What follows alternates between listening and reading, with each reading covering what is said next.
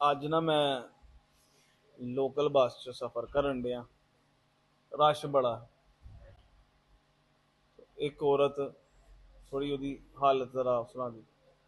Conductor ने ना उन्होंने बड़ी बेधकी नाल आख्या कि चल नहीं पीछे पीछे चल गई।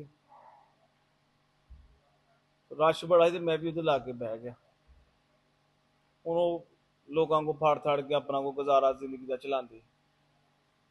मैं जो लागे बैठा ना तो मैनू ना पेशाब की बो आए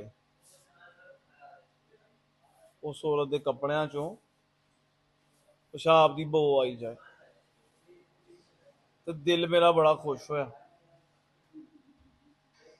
कि भाएं औरत का दिमाग ज़ारी तौर पर साफ दा ज़ारी तौर पर लेकिन उन्होंने इन्नी अकल है कि जेडे कुत्ते फिरन डे होंगे ने गोश्त नोचन वाले वो पेशाब की बो सूंघ के दौड़ जाएंगे। मैं अमूमी तौर पर लियाई की कि गल करा तो माल ही मेरे बेलियां दे ना मैं फोन आना शुरू हो जाते हैं।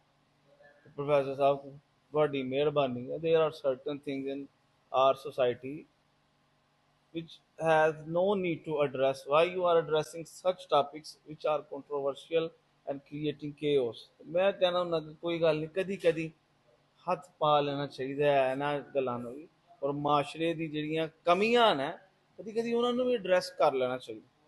लेकिन मैनूं बड़ी खुशी हुई कि उस औरत च इन्नी अकल इन्नी सलाहियत है कि उन्होंने पता है ये जेह्ड़े बो वाले कपड़े हैं ये बचा सन वरना जेह्ड़े इत्थे कुत्ते फिरन डे ने उन्होंने वड्डन तो भी फर्क नहीं करना है खान तो भी फर्क नहीं करना। तो बचो बाबा जी जिन्ना हो सके और एहतरामे आदमीयत ठीक है।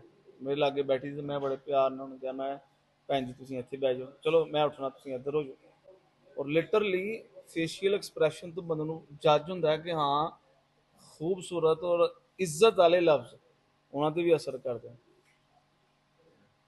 ठीक है क्योंकि पूरी दिहाड़ी उन्होंने सारिया ने बदतमीजी नाल और बड़ी होर तरह की नज़र नाल वेखना हुंदा। साडा ये बनदा है कि असीं उन्हां नाल एहतरामे आदमीयत कायम रखते हुए लाड करिए। यही अज का सबक है बादशाह कि हर इंसान नाल इज्जत और एहतराम वड्डा ते छोटा ते शफकत नाल पेश तुसीं बड़ी छेती पहुंच जाओ। दीन अगर किसी ने सीखना है तो सब तो सौखा हल ही है वड्डियां नाल शफ की करना वड्डियां दा इज्जत एहतराम तो छोटियां नाल शफकत ऑटोमैटिकली दीन से